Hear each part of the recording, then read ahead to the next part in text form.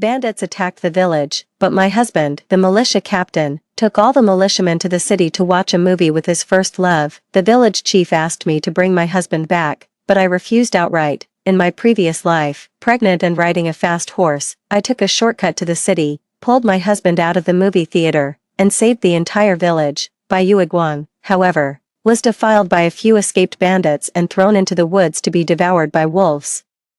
My husband hunted down those bandits, then locked himself in his room for 3 days and 3 nights. After coming out, he never mentioned the incident again, until the county, impressed by my heroic rescue, appointed me as the director of women's affairs for Bayuiguang. On the day I gave birth, my husband dragged me, weak and frail, into the woods. He broke my legs, slit open my belly, and left my entrails for the beasts to devour. It was you, for your own selfish gain.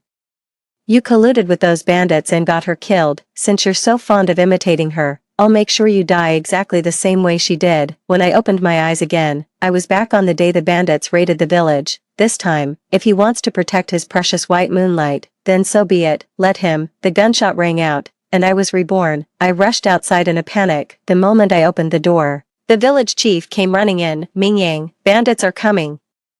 Get your husband up, quick. We need to rally the militia to protect the village. Before I could say a word, the village chief's wife spoke up from behind me. Oldly, I've looked everywhere. All the able-bodied men in the village are gone, and the rifles from the militia office are missing too. I looked up and saw most of the village women standing behind her, their faces etched with fear. The village chief was dumbfounded. Where have they all gone? As the only one in the know, I had no choice but to tell them. Shuangsua took them all to see a movie with Bai Shue. Outrageous. The village chief frowned. The county just issued a warning about bandits roaming the hills. The militia was supposed to be on high alert, and they go AWOL to watch a movie. Hearing this, several women also started cursing, calling Bai Shue shameless for luring all those men out. As they spoke, several more gunshots rang out. Everyone screamed. The village chief kept his cool.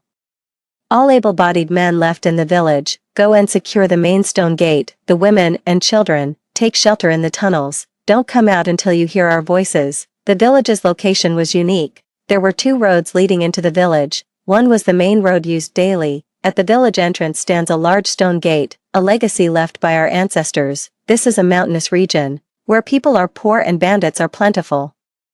That great stone gate was built to fend off the bandits. Once shut, it was very difficult to open. There's another path, a small trail behind the mountain. That trail winds and twists through treacherous terrain. One wrong step and you could fall right off the mountainside. So even though it's only a half-hour ride to the county town on horseback, nobody uses it on a regular day. After explaining all this, the village chief looked at me. Mingyang, you know how to ride. And you've been on that trail before. Hurry, take the back mountain path, find your husband and tell him to bring the militia back here to save everyone. I bit my lip. Village chief, it's not that I don't want to go. I'm just afraid that even if I do, Shuangsua won't come back with me. As soon as the words were spoken, everyone fell silent. Ever since Bai Shui came to our village as the women's director, my husband's eyes have been glued to her. Everyone in the village knows we fight over her every single day. Just as I felt my face burning under everyone's gaze, my sister-in-law came to my rescue. I'll go, she said. I've traveled that road before. Besides, my sister-in-law is pregnant. We can't risk her having a miscarriage over this. The moment the village chief nodded, my sister-in-law rushed home, saddled her horse, and rode off. The village chief's wife then led us into the tunnel to wait for help. An hour and a half later, my sister-in-law returned. When she appeared at the tunnel entrance, everyone cheered, thinking the militia had come back. But then, her face pale, she said, the men refused to return. Everyone was stunned. Why? My sister-in-law's tears began to fall. They're accusing me of spreading lies, she sobbed, especially my own brother. He says I'm in cahoots with his wife to deceive everyone. I was on my knees begging them to believe me, and they just called me shameless. Who knows how deeply she had been wronged. As she finished speaking, her weeping grew even louder. Infected by the sister-in-law's raw emotion, everyone began to curse Snow White, denouncing her as nothing but trouble. She calls herself the head of the Women's Association, but she never lifts a finger to help any woman. All she does is fawn over those men all day long. Before the cursing could finish, a deafening boom echoed from outside. Everyone jumped to their feet. Unsure of what had just happened, the village chief appeared at the tunnel entrance and informed everyone that the bandits had brought landmines and were planning to blow the great stone gate open. What do we do now? someone wailed, their voice trembling. Are we going to die in here? Seeing the look of fear on everyone's faces, I thought for a moment, if our village militia doesn't return, we can go and find another village's militia. I'll go. My sister-in-law, her tears not yet dry, immediately made to leave, but soon, everyone noticed she was limping. After forcing her to sit down, they pulled up her pant legs. Both of her calves were swollen like steamed buns. Only then did she sheepishly admit that she had been riding too fast and had taken a fall. It's all right, I can still walk. My sister-in-law was determined to save everyone, forcing herself to stand up. I held her down firmly. Don't go, I'll go. Ignoring everyone's protests, I swung myself onto the horse. The village chief ran after me. Mingyang, you must find them and bring them back within 2 hours. The great stone gate won't hold for much longer. I gave a firm, solemn nod. I was halfway there when a figure suddenly rushed out onto the path. I reined in my horse just in time. My eyes lit up the moment I recognized the man standing there. It was none other than Gaddafi, the militia captain from the neighboring village. I quickly dismounted and exclaimed with delight, Dafu. What are you doing here? I was just about to tell him about the situation in the village. He suddenly grabbed my arm and pinned me down. Gaddafi sneered, been waiting to catch you. My arm went numb. What do you mean? Weren't you on your way to see the bandits? Gaddafi looked at me with utter disgust. Your husband came to me first thing this morning. Told me to wait here for you, said you'd definitely take this path to find them. Wu Mingyang, your father was a hero who fought bandits, and here you are, conspiring with them out of jealousy. You're a disgrace to his name. My mind went blank with a sudden buzz. Even though he was speaking Chinese, it took me a long moment to grasp his meaning. In my past life, when Zhang Shuangsua killed me, he said the exact same thing. He claimed I was the one who called the bandits into the village, all to gain merit and steal Bai Shui's position as the women's director. They're claiming I was the one who ordered the bandits to defile Bai Shui. In that instant, it dawned on me, Zhang Suasua had almost certainly been reborn as well. That's why, no matter how much my sister-in-law pleaded, he refused to come back. But I never imagined he would go this far, cutting off the last possible avenue for help. I didn't have time to respond to his accusations. Adopting a humble tone, I said, Dafu.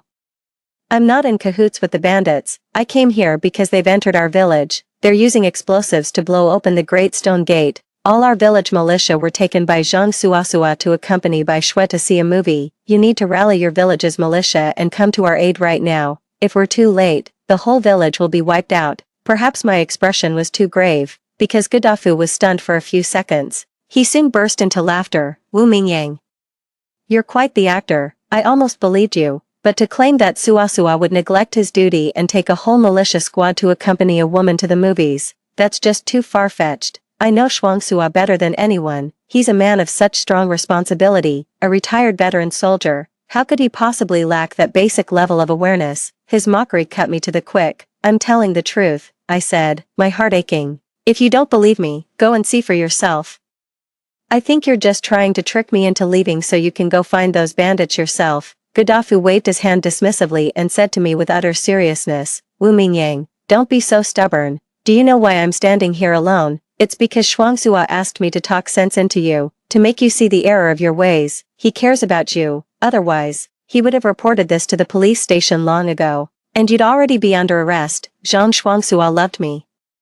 I believed that was true. Before Bai Shui came into the picture, he and his younger sister were rescued by my father from a bandit den. His parents had both been killed by the bandits. He was only 10 years old when he came to live with us. We grew up together. When he was 16, his father was killed by bandits in an act of revenge. With his dying breath, his father entrusted me to his care. He gave his word. Later, he decided to join the army. Before he left, he asked me to wait for him.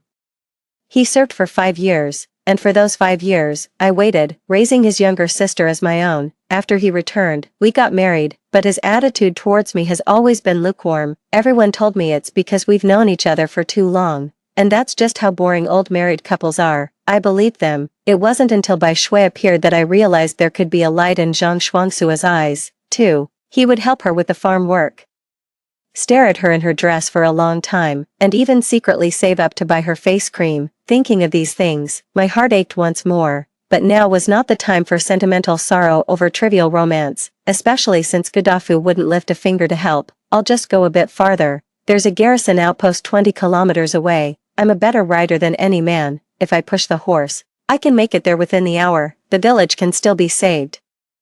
I was just about to mount my horse when Gaddafi seized me again. Are you going to look for the bandits? If you won't save him, I'll find someone else. I struggled against his grip. Get off me. I forbid you to go. Gaddafi wrenched my arm with a sudden, brutal force, and my shoulder dislocated. He took out a rope, tied me up, and started pulling me toward his village. I was so frantic I was nearly in tears. Gaddafi, let me go. I have to go save everyone. Cut the crap, said Gaddafi as he hoisted me onto his horse. With me here, you're not going anywhere today. He led the horse, heading for his own village. Just as he reached the village entrance, he saw several men from his own militia squad running out, rifles in hand. Gaddafi quickly asked what was happening. Someone saw Stone Gate village surrounded by bandits. We have to go and help. Gaddafi's face went pale. The group of people were utterly dumbstruck when they arrived at Stone Gate village. The Great Stone Gate had been blasted open with explosives. The bandits had vanished without a trace. The village chief and several older men lay dead on the ground. You can tell a fierce battle took place here. The sight of the blood on the ground brought tears to my eyes. We were too late after all. Gaddafi trembled all over at the sight. The faces of the other militiamen also turned grim. After surveying the area, they discovered that all the dead were men. There were no women. They then turned and asked me where the tunnel was. When trouble comes, the men face it while the women take shelter in the tunnels. This was the consensus among several villages. I pointed to the location. When the tunnel entrance was opened, everyone was startled once more. Everyone was gone. Damn it, they must have been taken by bandits. What could these ruthless bandits possibly want with all these women they've taken? What else? They'll sell them, of course, in times like these. Women are worth more than men. Everyone thought of those grim fates, and in their fury, they kicked the wall a few times. I was utterly heartbroken. Just then, Gaddafi, who had been silent all this time, suddenly grabbed me by the collar and shouted, "Where did the bandits go?" I shook my head. I don't know. The others, startled by his appearance, came over and grabbed his arm. Dafu, what are you saying? How would she know where the bandits went? We should go to the police station. She's in cahoots with the bandits. Gaddafi's shout made everyone's faces change. My heart sank, and I hurriedly protested. No, that's not true. I'm not. How dare you keep lying? Gaddafi roared, his face flushed with rage as he slapped me across the face. How long are you going to keep playing the innocent? There are hundreds of lives at stake. Tell me, where are you hiding them? The remaining militiamen glared at me with pure hatred. How can a woman be so heartless? Sherman Village treated you well, didn't it? Aren't you afraid of being struck by lightning for harming people like this? Confess, if you talk now, we might still catch up with them. I don't know. I really don't know. My cheek burned with a stinging pain, and my voice came out hoarse and ragged. A wave of despair washed over me. I don't understand what I have to do to make these people believe me. If only the bandits were people I knew, then I could find the villagers. In Gaddafi's eyes, my tears were nothing but a pretense. His eyes were bloodshot, seething with rage. He lifted his foot and kicked me in the stomach. You bitch, go to hell. My lower abdomen clenched, the pain leaving my whole body weak and limp. I felt a warm flow from between my legs. Before I could even see what it was, another flurry of kicks landed on me. They cursed me, calling me a monster and saying I had no conscience. Faced with their insults, I was in too much pain to fight back. A warm current was still washing over my leg. I knew it was nothing else. It was my child. Just as I thought I would be kicked to death by these men, a voice rang out. Stop. The men stopped. Someone rushed over and threw their arms around me. I caught her scent. It was my sister-in-law. Tears welled up in my sister-in-law's eyes. What gives you the right to hit my sister-in-law? Gaddafi's voice was hoarse. Shuangshu, stop defending her. She's the one who brought the bandits here. Impossible, the younger sister-in-law shouted. Gaddafi, do you even know who the bandit leader is? It's Yan Yunqing. The moment that name was spoken, everyone froze. Yan Yunqing was no ordinary man. He was the notorious bandit my father had taken down years ago. Back then, my father infiltrated his lair as an undercover agent and single-handedly destroyed the life's work he had built. Yan Yunqing lost an arm because of my father, and his wife and child died by my father's hand. He once vowed that he would wipe out my entire family sooner or later, so even if I were willing to collude with Yan Yunqing, the first time Yan Yunqing met me, he just put a bullet in me. At the same moment, the sound of frantic footsteps rose behind me. Zhang Shuangsua's voice reached my ears. What's going on here? I turned to look. Every man from the village had returned. Everyone's faces turned pale at the sight of the scattered corpses. The men were driven to a frenzy, especially upon learning that their wives had been taken by the bandits. Zhang Shuangsua, you said there were no bandits and told us not to worry. What the hell is going on? How could my father be dead? The village chief's son was the most agitated. With bloodshot eyes, he grabbed Zhang Shuangsua by the collar, looking as if he wanted to tear him apart. Bai Shui stood up for Zhang Shuangsua. Brotherly, it's not like Shuangsua invited these bandits here. The most urgent thing right now is to find the others. The village chief's son wiped away his tears and, taking a few men with him, went to the county police station to report the crime.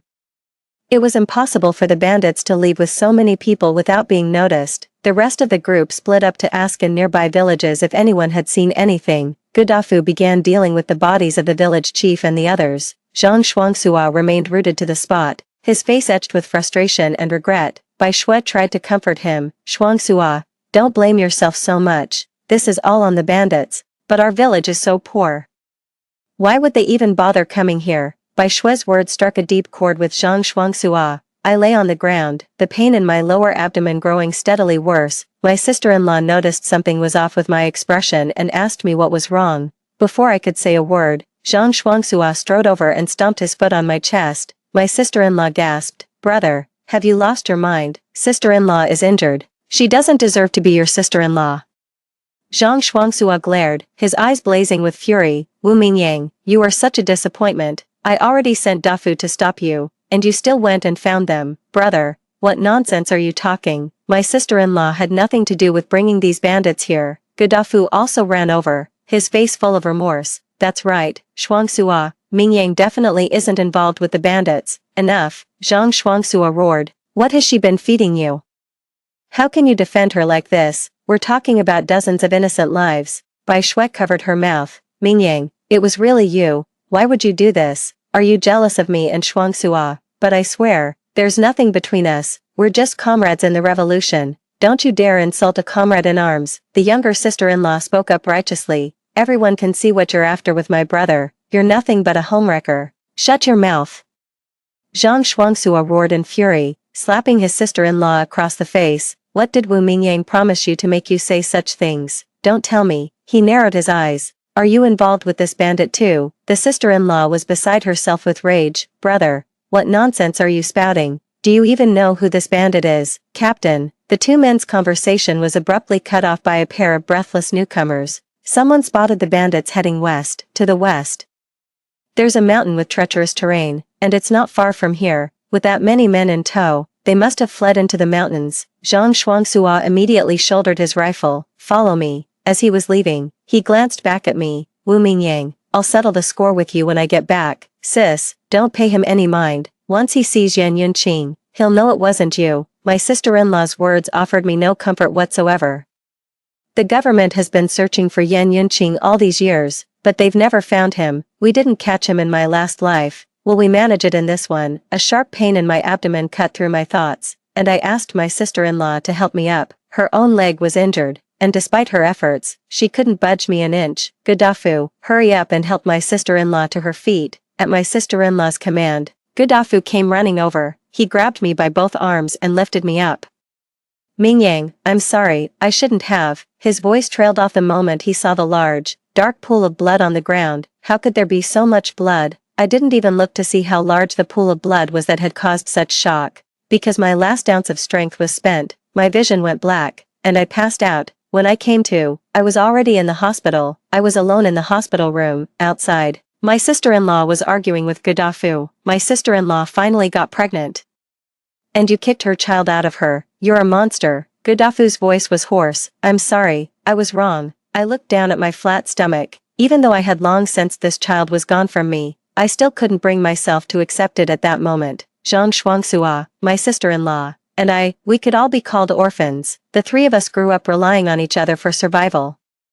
We comforted one another, yet we desperately craved the warmth of family. The day he found out I was pregnant, Zhang Shuangsua was so overjoyed he could barely get his words out. He rode his horse into town to buy me 2 jin of meat, calling me the family's greatest hero. It was the most delicious meat I have ever tasted. Back then, I truly believed this child would change the relationship between Zhang Shuangsua and me. In my past life, right after the child was born, Zhang Shuangsua took one look and gave the baby away, ignoring my screams. He dragged me into the woods where Bai Shui died and brutally cut open my belly. The memories flooded back. The sound of the knife slicing through skin echoed in my ears. I couldn't help but shudder. "Sis, what's wrong?" My sister-in-law's voice snapped me back to reality. I looked up to see Gaddafi standing before me, his eyes red and swollen. He actually started crying. Not only that, but the next second, Gaddafi knelt down before me. "Mingyang, it's all my fault that your child was hurt. Hit me, curse me, do whatever you need to vent your anger. I'm willing to be your servant, to do anything." Gaddafi and Zhang Suasua were once classmates. He is an upright and warm-hearted person. When Zhang Shuangsua went off to join the army, he looked out for me a great deal, even during the busy farming season. He would finish the work in my family's fields before tending to his own. I have always respected him like an elder brother. Otherwise, Zhang Shuangsua wouldn't have sent him to talk sense into me. I let out a sigh. "Dafu, it's alright. I know you were just anxious. You just went about it the wrong way." Hearing me say that, Gaddafi only felt more ashamed. He immediately raised his hand and slapped himself across the face a few times. "Mingyang, please, just blame me. The more you don't, the worse I feel inside. I know, for someone with his temperament. Seeing that pool of my blood, that memory will haunt him for the rest of his life. I don't know what to say to comfort him. After all, I'm grieving too." "Dafu," I called out to him, "could you do me a favor?" "Go on. I need you to file a complaint at the county office for me," I said gravely. "Zhang Shuangsua, the captain of the Sherman village militia, has been derelict in his duties. He took his men to the movies to impress a woman, which led to the deaths of over a dozen villagers and the abduction of several women." Both Gaddafi and his sister-in-law stared wide-eyed. Just when I thought they were going to put in a good word for Zhang Shuangsua, Gaddafi gave a firm nod. "Alright, I'll go right now." After he left, the room fell silent. My sister-in-law poured me a cup of hot water. I took it and couldn't help but ask, "Shuangshu, you don't blame me, do you?" My sister-in-law answered a question with another. "Sister-in-law, do you know how I managed to stay behind?" After I left, the village women discovered she hadn't just broken her leg, there was also a long, deep gash on her back from a tree branch, oozing blood, a truly frightening sight. The village doctor took one look at her and said it wouldn't do. If things went on like this, she'd get an infection, so, risking her life, she took her sister-in-law back to her own home to treat the wound. In that very moment, the bandits forced open the main stone gate. They began searching house to house. When they searched the village doctor's house, my sister-in-law accidentally made a sound. To protect her, the village doctor rushed out. Tears streamed down my sister-in-law's face. Those beasts violated her right in front of me. She was in such agony, yet she didn't utter a single word. It was also at that moment that she saw Yan Shanqing. She spent 10 months in the Yan Mountain Green Fortress. She would recognize that face anywhere, even if it were burned to ashes. My sister-in-law trembled and sobbed in my arms. "Sister-in-law, those bandits were nothing but a ragtag mob. If my brother had brought the men back sooner, the doctor wouldn't have been defiled, and the village chief and the others wouldn't have died. You did the right thing. My brother failed in his duty." I held her close, and my own tears began to fall. My sister-in-law could see reason. It's a pity that some others couldn't. That day, Zhang Shuangsua stormed into my hospital room. "Wu Mingyang, what's the meaning of sending Gaddafi to report me to the county? Don't you know I was this close to finding those bandits?" Only then did I realize Zhang Shuangsua had been searching the mountains all day. Just as he was finally onto a lead, someone else took over the case. He was publicly reprimanded by his superior for being brainless, stripped of his position as team captain, and forbidden from having any further involvement in the matter. He and Bai Shui were unceremoniously driven down from the mountain. "What a vicious mind you have, resorting to such methods to interfere." He hauled me up from the hospital bed, looking as if he could have eaten me alive. I hadn't even spoken yet. Bai Shui walked in from outside. "Mingyang, you're being incredibly thoughtless. What you've done hasn't just ruined Shuangsua's future, you've doomed the whole village.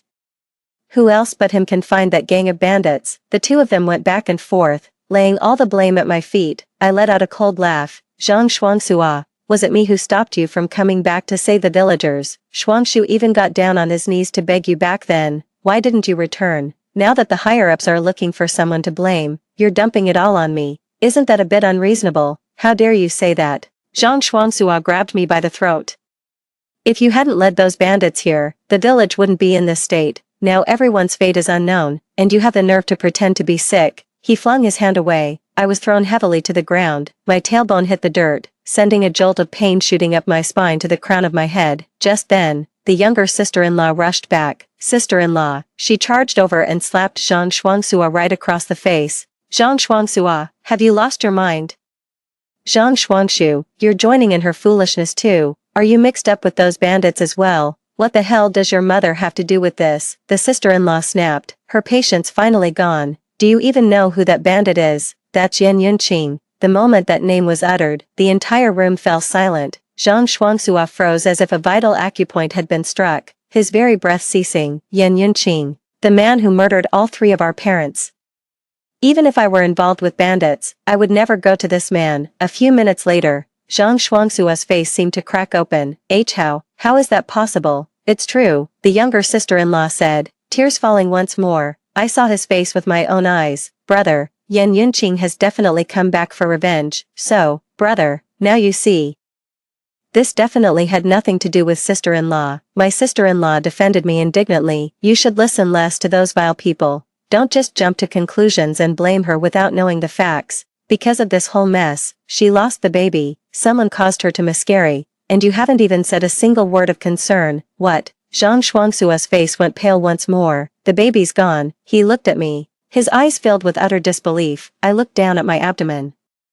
It was flat again. At that moment, Bai Shui stepped forward. It's all my fault, Shuangsua. If I hadn't insisted on going to the movies, none of this would have happened. I'm the sinner here. I've harmed both of your children. The moment she started crying, Zhang Shuangsua's heart ached for her. This has nothing to do with you. If anyone's to blame, it's her for not protecting the child properly. Every word of comfort he offered Bai Shui was like a knife, plunging straight into my heart. Even my sister-in-law couldn't stand to hear it anymore. Brother, how can you say such a thing? My sister-in-law lost her child while trying to save someone. She claims it was to save someone, but who knows what she was really thinking. Zhang Shuangsua said with disgust. Wu Mingyang, you've done so many terrible things out of jealousy. Even if you didn't collude with Yan Qingshan, you're the one who brought him here. I couldn't take it anymore. Zhang Shuangsua. You keep saying I bullied Bai Shui, then tell me, what exactly did I do to her? Zhang Shuangsua took a deep breath. Since you want to dredge up the past, let me ask you this. Why did you turn all the women in the village against her? That accusation was utterly baffling. I've been racking my brains, and I still can't figure out who exactly is supposed to have been isolating her. Instead, it was my sister-in-law who piped up. Who's isolating her? She's the one who can't be bothered to talk to us women. She only likes hanging out with the guys. Shuangshu, how could you slander my good name like that? Bai Shui was clearly displeased upon hearing this. She tugged at Zhang Shuangsua's sleeve and said, Shuangsua, it seems they still don't welcome me. I should just go back. Having learned from the mistakes of her past life, Zhang Shuangsua couldn't bear the thought of letting her go alone, so he immediately offered to walk her home. But just as the two of them reached the entrance, two men in uniform blocked their path. One of them was an acquaintance of Zhang Shuangsua's. He got straight to the point. Shuangsua, where's that woman from your village? Bai Shui, we heard she came to the hospital with you. The two police officers had a very menacing look about them. Bai Shui couldn't help but tremble when she met their gaze. Zhang Shuangsua stepped in front of her and asked, weren't you up in the mountains fighting bandits? What do you want with her? We've captured Yan Yunqing, the man said excitedly. According to his underlings, the tip-off for this operation came from his mistress. His mistress is your village's women's director. Bai Shui, Zhang Shuangsua froze. You must have the wrong person, no mistake about it. He was told that Yan Yunqing and his men had intended to abduct and sell the women from our village. To their surprise, the women from our village started to fight back along the way. All of them were farm folk, and they figured since they were facing death either way, they might as well put up a fight. By the time they arrived, Yan Yunqing was nearly beaten to death by a group of men. The new recruits Yan Yunqing had taken under his wing were all cowards. They spilled everything the moment they got there, without even being asked. After his escape that year, Yan Yunqing wandered from place to place. He met Bai Shui 5 years ago. Bai Shui was drawn to the rugged, untamed air about him and was determined to marry him. Later, upon learning that Yan Yunqing was looking for us again, Bai Shui used her connections to secure a position in the government. Back then, to protect us, the organization concealed our family's information. We were given new identities and sent to Sherman village. Bai Shui searched the archives for a long time and actually managed to find all of our files.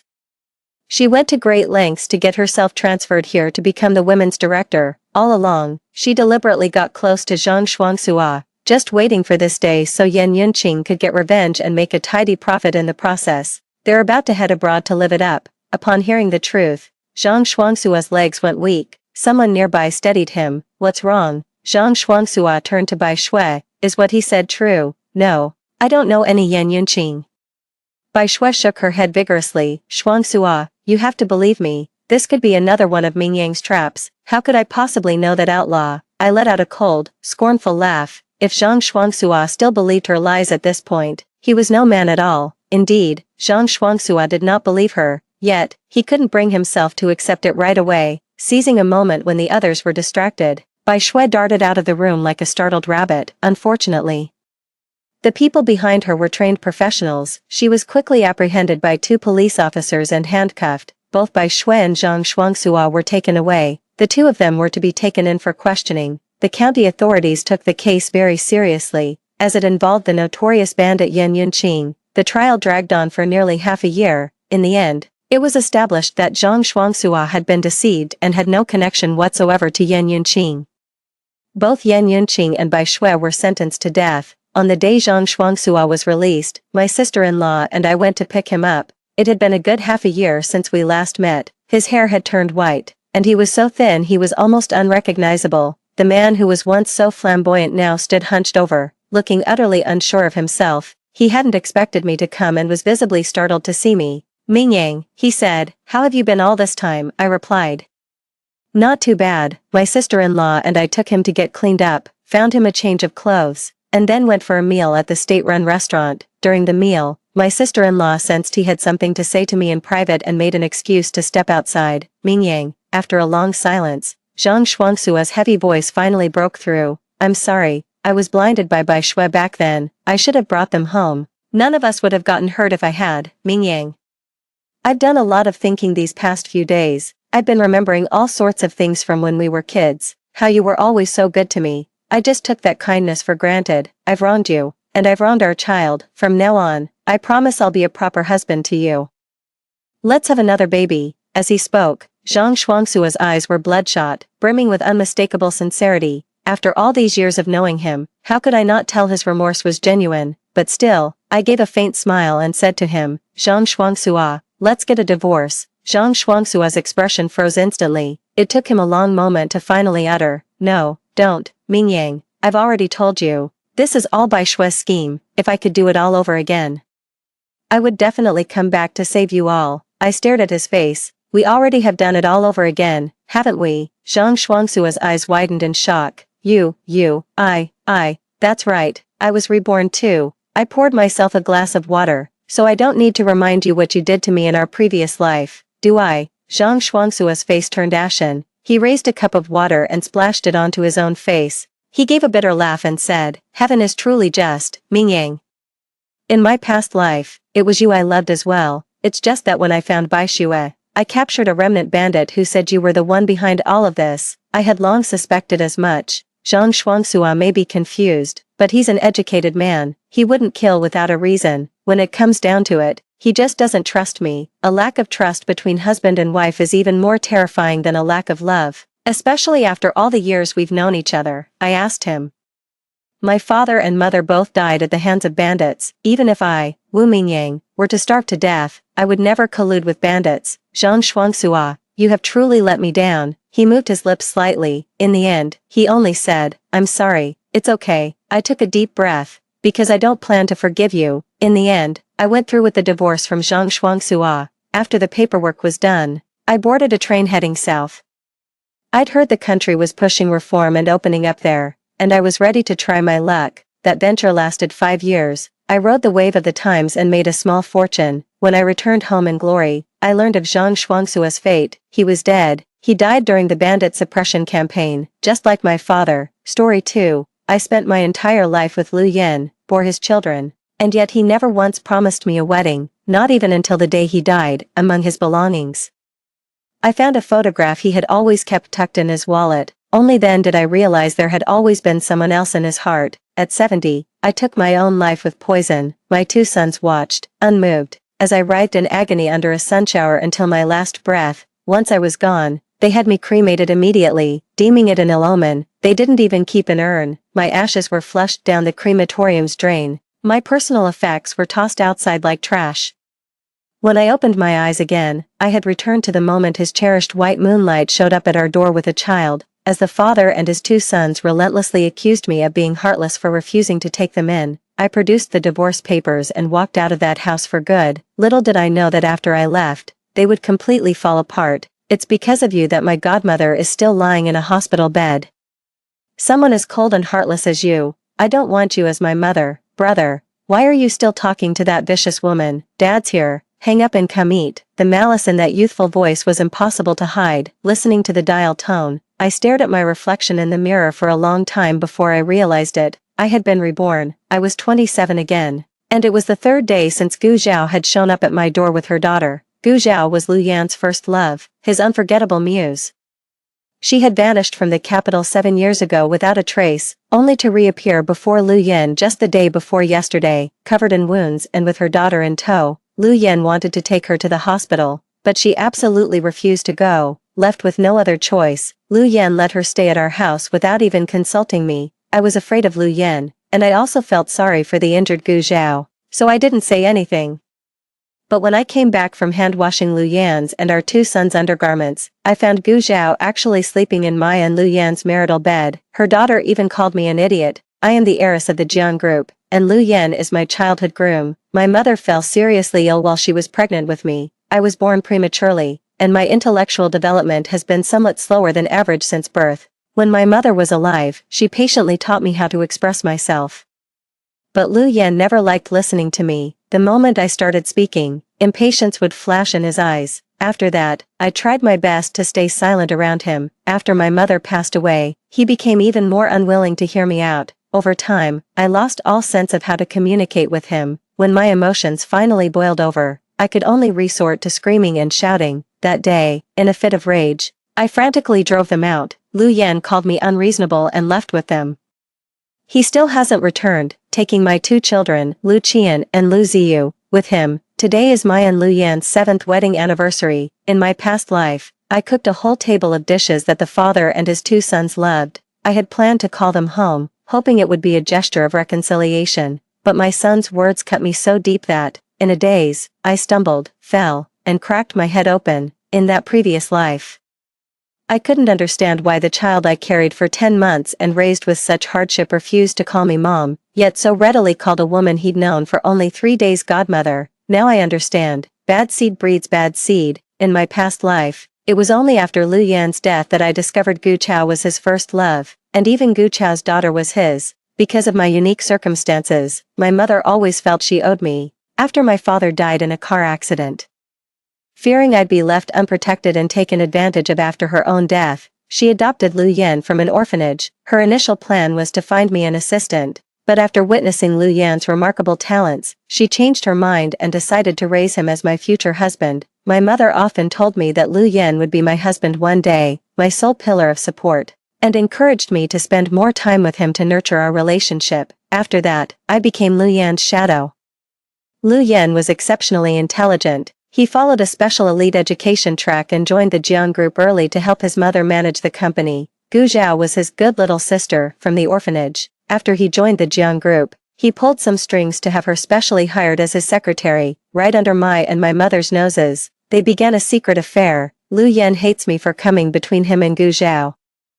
I will never forget the look in his eyes as he lay dying. His gaze towards me had always been cold and indifferent, but in that final moment, even someone as dense as I was could feel the bone-chilling hatred in his eyes. He said, "Jiangli, I had wanted to treat you well, like a sister, but you tore me from my true love for years, made my own home a place I could not return to. When I die, you deserve to burn in hell." At the time, I didn't understand what he meant. After all, in my mind, we were husband and wife. That meant we were each other's true love, and our home was with one another. The full truth only dawned on me when I found Gu Zhao's photo in his wallet, when I was still reeling from his loss and Gu Zhao herself threw me out of our home, and when I learned he had left all our assets to his illegitimate daughter with Gu Zhao. It turned out he had always loved Gu Zhao. His revenge began the moment she left him, on his mother's deathbed, to fulfill her dying wish. He married me and promised to take care of me for the rest of my life. After that, he sweet-talked me into having one child after another. consuming all my energy and focus on motherhood, leaving me no time for anything else, let alone the affairs of the company. I was completely in the dark about when he changed the company's legal representative and when he transferred all the assets. After his death, I truly did, as he wished, take a walk through hell. But as for his claim that I came between him and Gu Chao, I had absolutely no knowledge of that. Lu Yan is 2 years older than me. He was already helping our mother manage the company while I was still in school. I only met Gu Zhao once, by chance, when I went to see him. Back then, I thought Gu Zhao was even more clumsy than I was. He could burn his own hand just making a cup of coffee for Lu Yan, and he'd even trip and fall right into Lu Yan's arms while walking. I stopped falling over once I learned how to walk. As for making coffee, my hands are perfectly steady when I hold a cup. I just couldn't understand back then, why was it that when we were both clumsy, Lu Yan would dote on Gu Zhao, treating him with such tenderness and care, yet be so full of impatience with me. I confided my doubts to my mother, saying I thought Lu Yan probably disliked me, just like everyone else. My mother comforted me, telling me it wasn't true and not to overthink it. But after that, I never saw Gu Zhao again, that is, until she returned 3 days ago, when both parties still have feelings for each other. Rekindling an old flame is inevitable. Leaves by the roadside thrashed wildly in the gale, under a gloomy sky split by flashes of lightning and the rumble of thunder, gripping the steering wheel. I still felt a sense of unreality, as if in a daze. My hand went instinctively to my stomach. If my memory served me right, I should be pregnant with Cece at this very moment. In my past life, after my 3 children and I were cast out, Lu Qian and Lu Ziyu stayed with me for only 2 years before they couldn't take it anymore and went back to their godmother, Gu Zhao. Only my youngest daughter, Cece, remained by my side. I may not be the sharpest tool in the shed, but I refused to let anyone else lay claim to the inheritance my mother left for me. I consulted numerous lawyers, but Lu Yan had already put the word out to all the major firms before he died. Not a single one dared to take on the case. I even sought help from lawyers in other provinces. They told me that,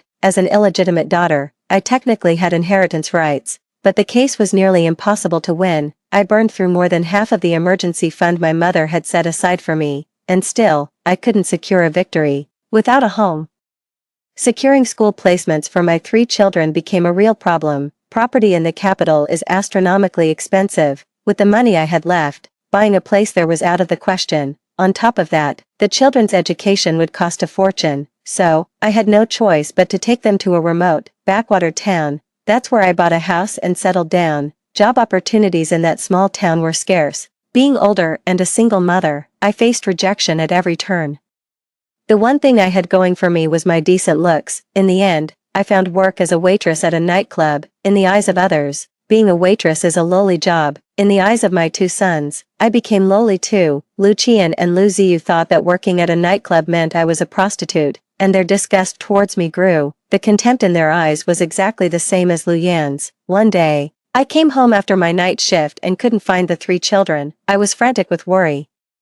I checked the security footage and saw Lu Qian and Lu Ziyu dragging Cece into a taxi. Just as I was breaking down in tears from panic, a kind stranger brought Cece back. Even though she was crying her little heart out, she still wrapped her soft, small body around me to comfort me, saying, "Mom, if my brothers don't want us, then we don't want them either. Cece will always stay by your side. Cece is my treasure, my guiding light, and my salvation." Although we lost the lawsuit, the public outcry over Lu Yan leaving all his assets to his illegitimate daughter was fierce, causing a significant impact on the Jiang family's stock prices. To curry favor with Gu Zhao, Lu Qian and Lu Ziyu, upon their return, collaborated with him to smear my reputation in the media. They called me a homewrecker, claiming my mother used her influence to force Lu Yan to marry me and tear them apart. Lu Qian and Lu Ziyu even alleged that I sold my body at nightclubs for money, came home drunk to abuse them, and then displayed my bruised arms and chest in front of the cameras. No one would suspect a child of lying or slandering their own mother so viciously.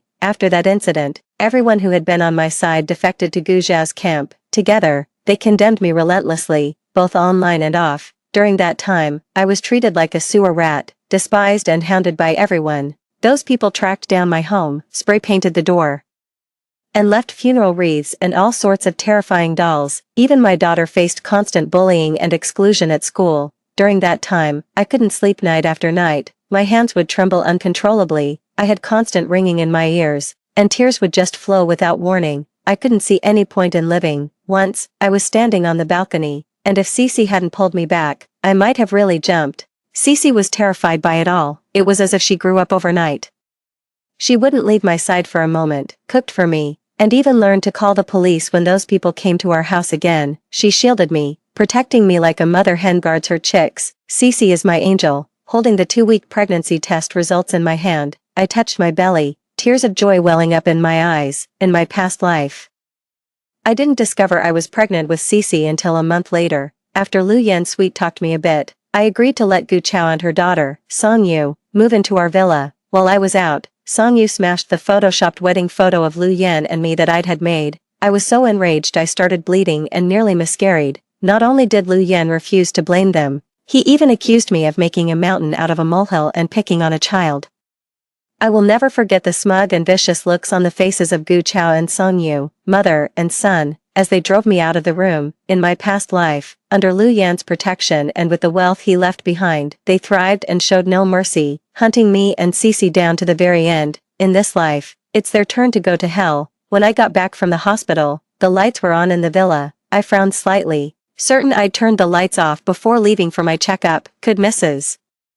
Wu have come back? I parked the car, opened my umbrella, and made my way through the pouring rain toward the front door. As soon as I reached the entrance, I saw Lu Yan standing there. A crisply ironed shirt was layered under a black waistcoat, accentuating a trim waist, while the legs beneath the black trousers were long and straight. His features were sharp and finely chiseled, with a prominent brow bone. His dark eyes held a distant, aloof gaze tinged with a hint of gloom and chill.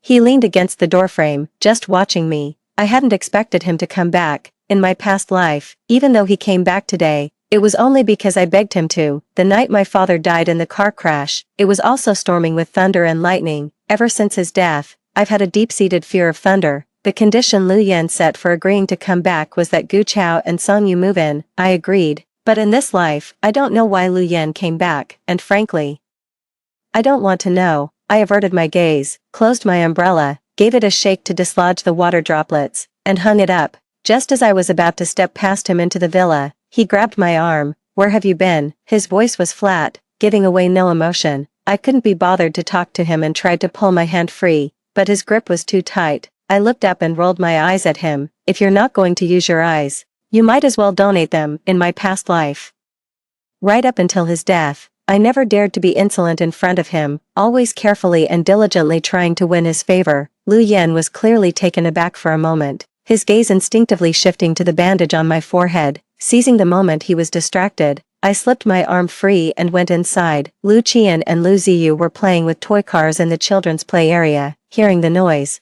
they both turned to glance at me, let out a simultaneous snort of contempt, and turned their heads away in unison. I glanced at the toy car and recognized it instantly. It was the one Gu Chao had bought for them. Having no experience as a parent myself, I simply mirrored how my own parents had raised me, giving them the very best of everything. The one Gu Chao gave them wasn't even as good as the cheapest one I ever bought for them, yet they were absolutely obsessed with that car. In my past life, I once tidied the playroom. When they couldn't find it, they hit and screamed at me, demanding to know what right I had to touch the things their godmother gave them. At dinner, they even threw a bowl at me. Even though it all happened in a past life, the memory still makes my heart ache with a sharp, uncontrollable pang. I took a moment to steady myself, then crouched down to change my shoes. I just got back and was so eager to prove Cece's existence that I haven't eaten yet. I'm getting a bit hungry now. After putting my bag away, I headed to the kitchen. Just as I was plating the food, I heard Lu Yan's voice. Lu Qian, Lu Ziyu, come and eat. I just ate a lot at my godmother's. I'm not hungry, Lu Yan said sternly. Come here. When I came out carrying the dishes, I saw Lu Qian and Lu Ziyu trudging reluctantly into the dining room, still holding their remote controls for the toy cars. Without a word, I set the dishes down, served myself some rice,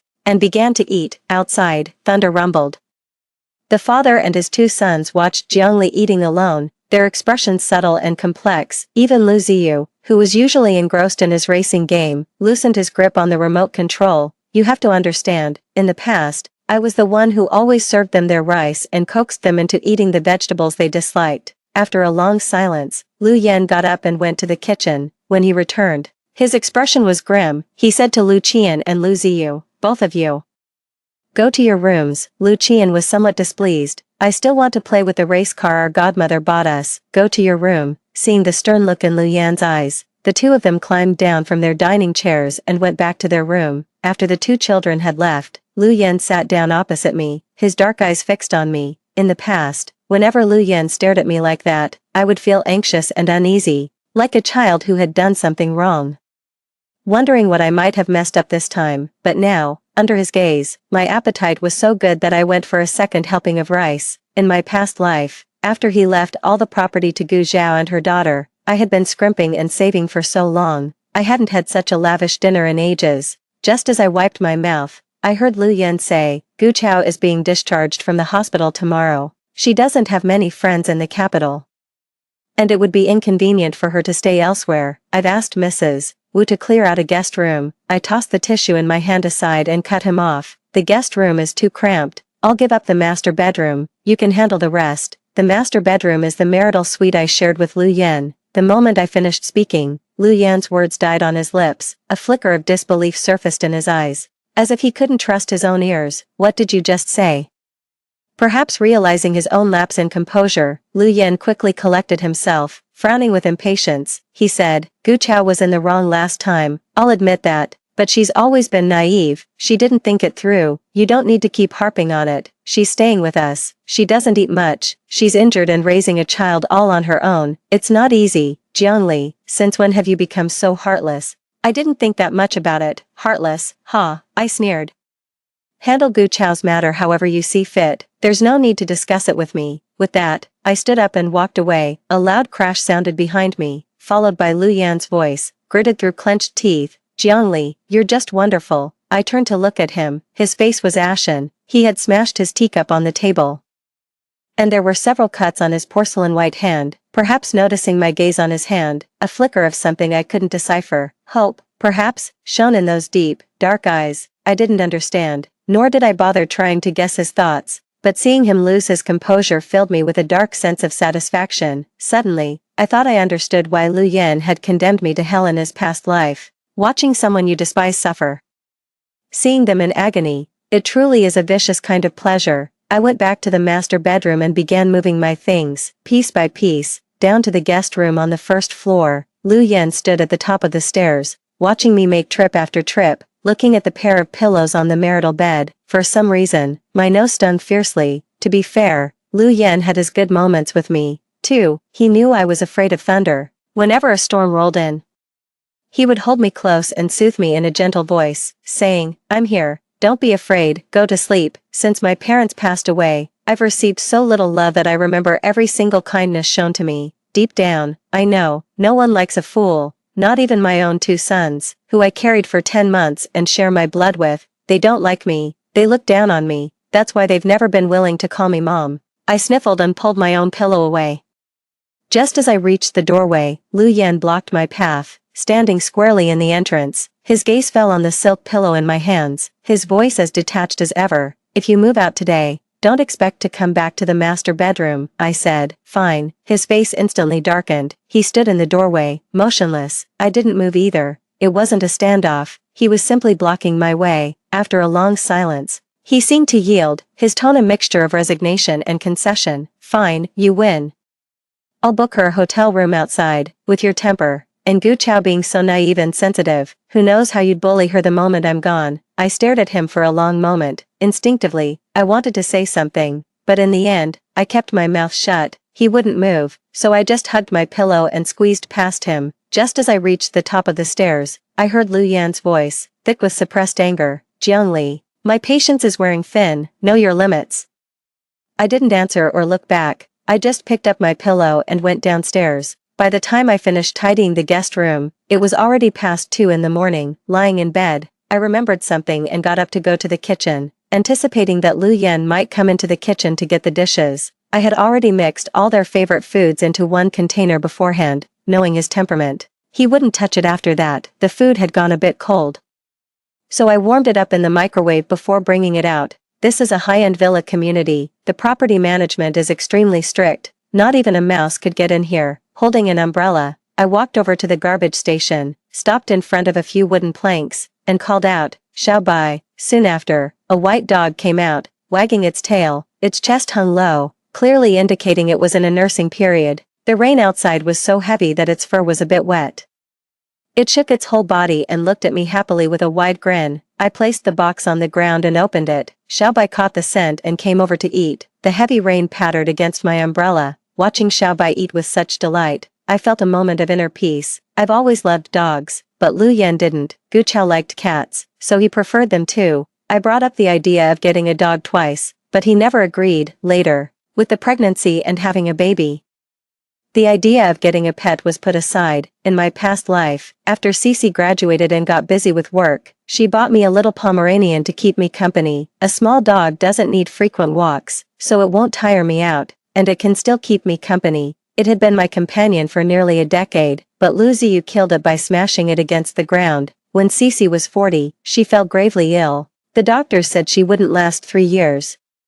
Fearing I'd have no one to care for me in my old age after she was gone, she went to see Lu Qian and Lu Ziyu. She threatened to expose how they had framed me all those years ago if they refused to support me, to show the world how these so-called entrepreneurs treated their own mother. That day, Lu Qian and Lu Ziyu stormed into our home in a rage. Xiao Ba, sensing their hostility, barked at them a few times. In response, Lu Ziyu picked up Xiao Ba and killed it right in front of us by hurling it to the floor. Cece and I were terrified that day. After witnessing their cruelty, Cece didn't dare bring up the matter of them supporting me again. She just held me and cried, asking what would become of me after she was gone. Truth be told, I'd long since lost the will to live. I just couldn't bear to leave Cece. The year I turned 70, Cece passed away from illness. Lu Qian and Lu Ziyu, afraid of public censure, rushed back on the day of her burial. After handling Cece's funeral arrangements, I had a full meal. Then, holding her favorite stuffed toy, I sat on the rocking chair in the yard, basking in the sun. Once I was warmed through, I took the sleeping pills I'd been saving for so long and swallowed them all with cold water. A sharp, stabbing pain twisted in my gut. The moment I closed my eyes, a sudden downpour erupted from a clear sky. Cece was always terrified of me catching a chill. The slightest drop in temperature, and she'd bundle me up in layers. I was afraid she'd still worry if I went down there, so I struggled to climb back, but it was just a rocking chair. I exhausted all my strength and couldn't get up. As I lay sprawled on the ground in a sorry state, Lu Qian and Lu Ziyu walked through the rain, black umbrellas in hand. I begged them, pleaded with them to help me into the house. They were unmoved by my pleas, just watching coldly as I struggled in the sunshower. The sunlight stung my eyes, the cold rain stole my warmth, and all my thoughts were scattered by the wind. I snapped back to reality, wiped the tears from my face, and only after watching Xiaobai eat and drink his fill did I head back. The next day, I got up at the crack of dawn. First, I went to see my parents, then I flew to Haishur, and didn't get back until evening. As soon as I reached the front door, I could hear the sounds of laughter and merriment coming from inside the villa. Gu Chao was wearing a white dress, her hair styled in a very ladylike manner. She looked gentle and serene, but the bandages of various sizes covering her body gave her an air of extreme fragility, making one's heart ache with pity at the sight. She was the first to notice me. Perhaps out of sheer surprise, she choked on her food. Seeing this, Lu Yan naturally reached over to pat her back.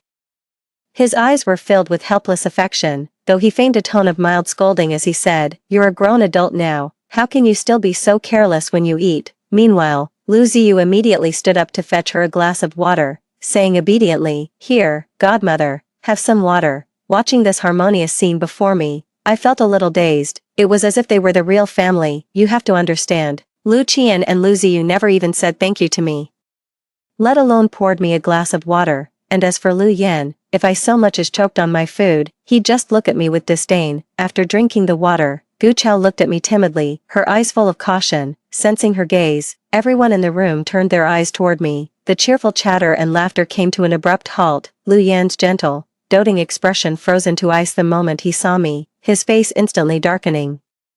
Those pitch-black eyes swept over my face once before indifferently looking away. As he continued to serve soup for Gu Chao, the two sons snorted coldly before turning their heads away. Just when everyone was ignoring me, Gu Zhao was the one who stood up. She walked over to me and said softly, "You're back, sis. Brother Yan made some dishes. Let's eat together." The way she said it was exactly like when you visit someone's house. They happen to be eating, and the host says, "Join us for a bite." Having grown up in an orphanage, Lu Yan naturally knew how to cook, but ever since he came to the Jiang household, He never once cooked a meal, let alone one for me, and now, the first meal he prepares is for Gu Zhao. I glanced at the table, not a single dish was to my liking, seeming to read my thoughts. Gu Zhao spoke up apologetically, "Sorry, sis, we didn't think you were coming back tonight, so." I just glanced at them before heading straight into the guest room. I put my bag down and went to soak in the bathtub. After a long, tiring day, lying in the tub was pure bliss, every pore relaxed, and I started to feel pleasantly drowsy. When I came out after washing up, I saw Lu Yan standing on the balcony smoking. I had no idea how long he'd been there, but the whole room reeked of cigarette smoke, and I instinctively frowned, hearing the noise. He turned to look at me. He didn't say a word, just stared at me with a scrutinizing gaze. I went back into the bathroom and put my bra back on before coming out again. Neither of us spoke. As I was tidying up the clothes I had changed out of, Lu Yan's icy voice cut through the silence from behind me. "Jiangli, aren't you going to explain yourself?" I stopped what I was doing and looked at him, perplexed. "Explain what?" Perhaps my gaze was too indifferent. He looked at me, and his previously sullen face stiffened for a moment. After a long pause, he finally spoke, his tone awkward. "Ziyu and Qian were almost late for school today." I gave a cold laugh and looked at him, saying, "So you're blaming me for not waking them up today, not making them breakfast, and not taking them to school?" Before he could speak again, I continued, "Lu Yan, they're not just my children, I get tired too, you know." Perhaps my tone was too sharp, or perhaps it was the first time I had ever admitted to being tired in front of him. Lu Yan was taken aback, his thin lips parted and then closed again. It was a long moment before he finally spoke. "From now on, have the driver take them to and from school." I murmured in agreement, then, remembering something, added, "I'm going to be very busy from now on. As for the children, I need you to take more of an interest." Jiang Li's words felt like a special kind of instruction, stirring an inexplicable unease in Lu Yan. "Jiang Li, what's really going on with you?" I didn't say anything more. I averted my gaze, picked up the laundry basket, and headed to the laundry room. When I got back, Lu Yan was still in my room. He was leaning against the glass balcony railing, a cigarette held between his slender fingers. "Secondhand smoke is bad for the baby." Thinking of Cece in my belly, I finally spoke up, "I don't like the smell of smoke." He paused, walked over to the coffee table, and stubbed out his cigarette. Seeing he had no intention of leaving, I said, "Is there anything else?" He looked at me for a long moment and said, "I'm going on a business trip to Country J the day after tomorrow." When I heard Country J, I was taken aback. In my past life, he also went on a business trip to Japan, but it was 3 months later. That time, Gu Zhao deliberately provoked me. I lost control and slapped her a few times, which Lu Yan witnessed. Furious, Lu Yan slapped me hard across the face. He then took Gu Zhao and Songyu to Japan for 2 months,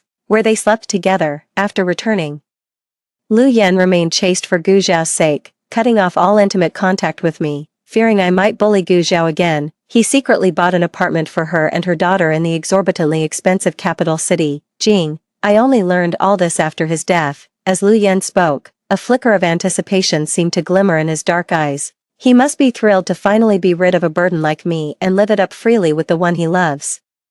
I heard that Country J even has the grandest and most beautiful meteor showers. I clenched my fist and let out a faint, hollow "oh." After I responded, his reaction was a bit odd, and he added, "It'll probably take about a month." In my past life, his assistant had also said it would take a month, but to keep Gu Chao happy, he kept putting it off. I murmured in acknowledgement, then remembered something and said, "If you're taking Gu Chao and Songyu, you'll have to handle Lu Qian and Lu Ziyu yourself. I might not be able to look after them." Lu Yan stared at me in disbelief after hearing what I said. Why on earth would I take Gu Chao and Songyu? His retort caught me off guard, and I was momentarily speechless. Wasn't he planning to take Gu Chao and Songyu with him? Before I could even process it, I heard Lu Yan continue. "And what do you mean by handle Lu Qian and Lu Ziyu yourself? I can't deal with them." Jiang Li, what exactly are you trying to do? Are you trying to get a divorce? His dark eyes stared straight into mine, as if searching for something, or as if scrutinizing me. I pressed my lips together and said nothing. Just then, Lu Ziyu suddenly burst in, wrapping his arms around Lu Yan's leg and pleading, "Dad, I want to go to Japan too. Can you take me and my brother, and godmother, and sister Yaya?" Ziyu's words felt like a knife, plunging into my heart and twisting. All these years, I've been a full-time mother, giving them my all, only to be met with their disrespect, disregard, and contempt. I don't understand where I went wrong. My eyes grew hot with unshed tears. and the last shred of familial bond in my heart snapped clean in that moment. I clenched my fists, struggling to keep my voice steady. Ziyu and Qian are doing well in their studies. And a trip to Japan won't set them back. If they want to go, we should take them along. Lu Yan was silent for a long moment, then looked at me and said, Jiangli, are you serious? I nodded. He gave a cold laugh and said, Jiangli, you'll regret this. With that, he grabbed Lu Ziyu's arm and stormed out, slamming the door behind him. On the day they left for Country J, I personally saw them off at the airport, just before boarding. Gu Zhao looked at me with a gaze that was both smug and pitiful, and said, Sis, I heard the meteor shower in Country J is especially beautiful. You mentioned wanting to see it before, right? It's a shame you're not coming this time, but don't worry, I'll take lots of photos for you. Telling Gu Zhao I wanted to see a meteor shower was already 7 years ago. It was when we first met. She was bringing coffee for me and Lu Yan, wearing high heels, and she accidentally twisted her ankle and fell right into his arms. Seeing how clumsy she was at everything, I pegged her as my kind of person and ended up telling her everything. Lu Yan was there too. At the time, I never would have thought that after all these years, Gu Chao still remembered me saying I loved watching meteor showers. Oh, and don't worry, sis, I'll take good care of Brother Yin. When she said this, she deliberately emphasized the words, take good care of. I pretended not to notice her provocation, letting out a dejected She, of course, grew even more excited. What Gu Zhao didn't know was that while she was excited, I was thrilled too. I had originally thought the divorce would take at least another 6 months, but with Lu Yan's sudden business trip to Country J, it seems the timeline can be moved up, and hearing Gu Zhao personally say take care of just now put my mind even more at ease. As soon as they boarded the plane, I hurriedly gave Lawyer Zhang a call. Perhaps the excitement in my voice was too obvious, as a light chuckle came from the other end, followed by a woman's voice, slightly lower than usual. All right, I'll make the arrangements for Country J right away. With the business concluded, I asked her, when are you arriving in Beijing? Around 5 in the afternoon. All right, I'll come pick you up when you get here. After hanging up and leaving the airport, I had the driver take me to the office. The last time I went to Haishur, I was specifically there to see Attorney Zhang. In her past life, her law firm rose to become a top 10 firm in the industry. It focused on serving women, helping thousands escape their dire circumstances. Even at 70, though she had stepped back from the front lines, she remained a formidable force in the business world. That year, Cece fell gravely ill, the medical bills drained all our savings, and she wanted to give up on treatment. I was at the end of my rope. After seeing her in the news, I flew to Haishur and waited for her for nearly a month. She finally met with me, listened to my story, and came out of retirement to take on my case. Given the case was so old, with no solid evidence, and Lu Yan's maneuvers were all above board, she poured immense effort into it and managed to win back 20 million for us. While 20 million was a drop in the bucket for the Jiang Group back then, for us, it was a lifeline. In the courtroom, watching her, hair silvered but still commanding the room, I felt nothing but admiration. I truly wanted to become someone like her. I'm familiar with Attorney Zhang's past. From a young age, Attorney Zhang witnessed her mother being subjected to domestic violence by her father. Her mother wanted a divorce but was unable to obtain one for various reasons, ultimately leading to her death from the abuse. However, she was just a child at the time, fearing she would have no one to care for her. Relatives from both sides signed a letter of understanding, which prevented her father from being sent to prison. Her father treated her poorly. He even accepted money from an old bachelor to arrange a marriage for her. She managed to escape on her own. Later, when she became a lawyer, the first person she personally sent to prison was her own father. Both she and Lu Yan fought their way up from the bottom, yet their paths were fundamentally different. Lu Yan had the backing of the Jiang family, while she relied solely on herself.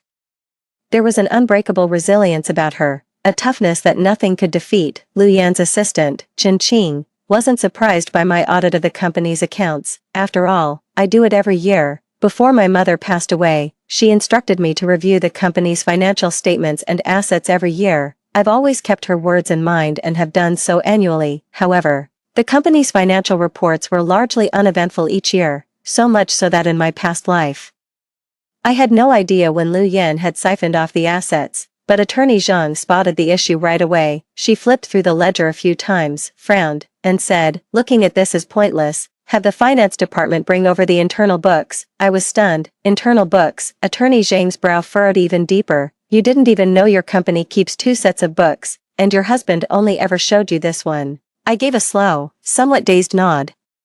Some companies keep two sets of books. The external accounts are for public view, while only the highest-ranking executives have access to the internal ledgers. The Jiang Group's main business is in new energy vehicles. Under Lu Yan's management in recent years, it has broken into the industry's top 50. Even based on those external accounts, its annual profits are close to 10 billion. When Chen Qing heard me say I wanted to see the internal books, he froze for a moment. His gaze shifted to Attorney Zhang, filled with wariness. Then, I heard him say in a strictly professional tone, "Madam, to review the internal accounts requires Mr. Lu's authorization. He is currently still in flight. I will inform him the moment he lands." I let out a cold laugh. What? As the chairman of the board, I don't even have the authority to look at the company's internal books. Chen Qing handled the situation with ease. "You certainly have the authority, madam, but the group." Before he could finish, I immediately called the head of the finance department on the internal line. It took lawyer Zhang, his team, and me nearly 2 weeks to complete the inventory of the company's assets. Lu Yan hasn't called me since that one time, the day I audited the internal accounts, when he phoned me and absolutely blew his top. On social media, though, I often see him attending various business galas and banquets with Gu Zhao. Gu Zhao holds his arm, beaming like a flower. They look like the perfect match, a real power couple. In his free time, he takes Gu Zhao and the 3 kids out on trips. He's taken them to see meteor showers, making wishes under a sky full of shooting stars. In the past, seeing photos like these would have broken my heart. I would have called him, trying every trick in the book to get him to come back, but now, I'm not particularly moved. In fact, I'm starting to think Gu Chao is rather useless. It's been over half a month, and there's still no progress between them. Apart from that moment they held hands at the banquet, the detectives Zhang hired have hardly captured any other intimate gestures. Even the surveillance the detectives installed in Lu Yan and Gu Chao's hotel suite hasn't caught them doing anything improper. After arriving at the hotel, Lu Yan would stare at his phone for about 20 minutes, as if waiting for a message or a call from someone. I don't know what's going through his head. His lover is right beside him, yet he still has the mind to think of other things. Just like that, over 20 days had passed without any sign of movement from them. Just as I was getting desperate enough to consider some underhanded scheme, the two of them finally made progress. Gu Chao helped the thoroughly drunk Lu Yan into his room. Lawyer Zhang stared at the scene on the monitor, fell silent for a long moment, and then said to me, "Maybe you should step back for a moment. After all, seeing someone you once loved, it would probably be hard to watch." I shook my head, my eyes fixed on the 2 figures on the screen. The moment the hotel door clicked shut, Lu Yan pinned Gu Chao against it and kissed him. On camera, Gu Chao was visibly taken aback for a moment before responding with fervor. Like a spark to tinder, they were locked in a passionate, inseparable kiss. By the time they reached the bedside, their clothes were already strewn across the floor. At the critical moment, Lu Qian and Lu Ziyu inexplicably appeared outside Lu Yan's door. I had just thought, this is bad, when Lu Qian swiped his card and entered. Upon seeing the two of them naked and entangled, they both started shouting. Lu Yan was jolted awake by a sharp noise. He immediately pushed Gu Zhao away and scrambled to find his clothes. Lu Qian ran into the corridor and called me. I hesitated for a long moment before swiping to answer. Through the receiver, his voice was tinged with a helpless sob. It was the first time I'd ever heard him call me Mom so directly. "Mom, you need to come to Country J right now. Get on a flight immediately." I stared at the computer screen and asked flatly, "What's wrong?" Lu Qian was already crying on the other end of the line, stammering through sobs. "Dad, and that awful woman," they were hugging each other, naked. "You have to come right now. That awful woman." I never imagined the day would come when Lu Qian would call his beloved godmother a bad woman. Lu Yan, dressed in a pure white robe, came out into the hotel corridor to soothe the crying Lu Qian. But the child wouldn't let him get close. Meanwhile, in the room, Lu Ziyu was kicking and punching a naked Gu Zhao, who reached out in a desperate attempt to restrain him. In the high-definition footage, Gu Zhao's pale neck was covered in a dense patchwork of love bites. Watching this whole farce unfold, I said, "What are you talking about? You must be mistaken. I'm busy. I have to go. Have fun." With that, I hung up the phone, turned to Lawyer Zhang, and asked, "Does this count as evidence?" Seeing Lawyer Zhang nod, I let out a heavy sigh of relief. Roughly half an hour later, another of Lu Yan's personal assistants arrived and took Lu Ziyu and Lu Qian away. Lu Yan walked in and saw Gu Chao in disheveled clothes. Whatever was said between them, Gu Chao's face was a picture of grievance. After Gu Chao left, Lu Yan sat down on the leather sofa, His reaction wasn't what I had expected. He probably hadn't cooled off yet. As he looked utterly dejected, he picked up the cigarette again. Lit it, but didn't smoke it. He just held it between his fingers, his dark eyes fixed motionlessly on the phone on the table, as if awaiting some kind of judgment. Perhaps because there were no outsiders, he no longer bothered to conceal his emotions. As time passed, I could sense his unease and agitation. The cigarette between his fingers gradually burned down with the passing time. Lu Yen raised his hand almost numbly, stubbed out the nearly spent cigarette in the ashtray. Then let his hand drop limply. Those eyes, usually so sharp, were now filled with confusion, anxiety, and a profound sense of despair. A long time later, he called me. I didn't answer. He called 5 times in a row, and I didn't pick up once. Suddenly, a message from him popped up on WeChat. Jiangli, answer the phone. Now that I had the evidence, I couldn't be bothered to talk to him. I just blocked his number and contact outright. He tried calling again, then sent a text. He must have realized I'd blocked him, because he flew into a rage and smashed his phone on the ground, shattering it to pieces. I noticed a red notification. When I tapped it, I saw a selfie from Gu Zhao. The hickey was clearly visible, with a caption that read, "Big Brother has no mercy at all." One look told me she had set the post to visible to me only. In my past life, she often pulled this kind of stunt, posting many friends-only moments that were visible only to me.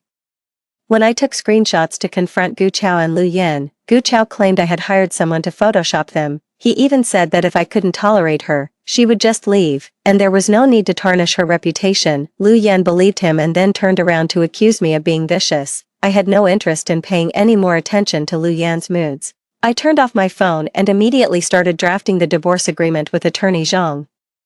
I guess even the heavens looked down on that scumbag Lu Yen. The very next day, on his way back from what was supposed to be his final business deal, he got into a car accident. The car smashed through the guardrail and plunged into the river. Lu Qian and Lu Ziyu were frantic, as this was the first time they'd faced such a major crisis. They called me over and over, but I ignored every single call. After being rescued, Lu Yan remained in a coma at the hospital for a week.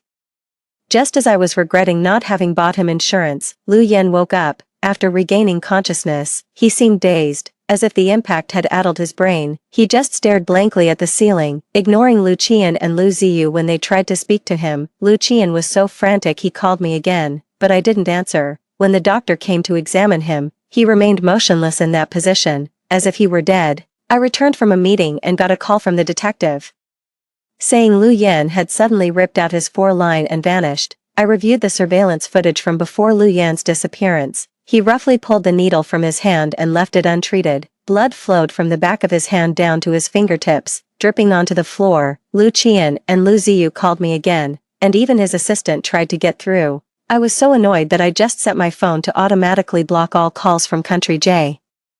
Chen Qing got the news and rushed into my office in a panic. "Madam, President Lu has gone missing in Country J." Without even looking up, I replied offhandedly, "A grown man like that won't get lost." Perhaps because my demeanor was too calm, he furrowed his brow and said, "Madam, the 2 young masters are very worried and have been crying. Would you like to call to comfort them? They'll stop crying when they tire themselves out." "Is there anything else, Assistant Chen?"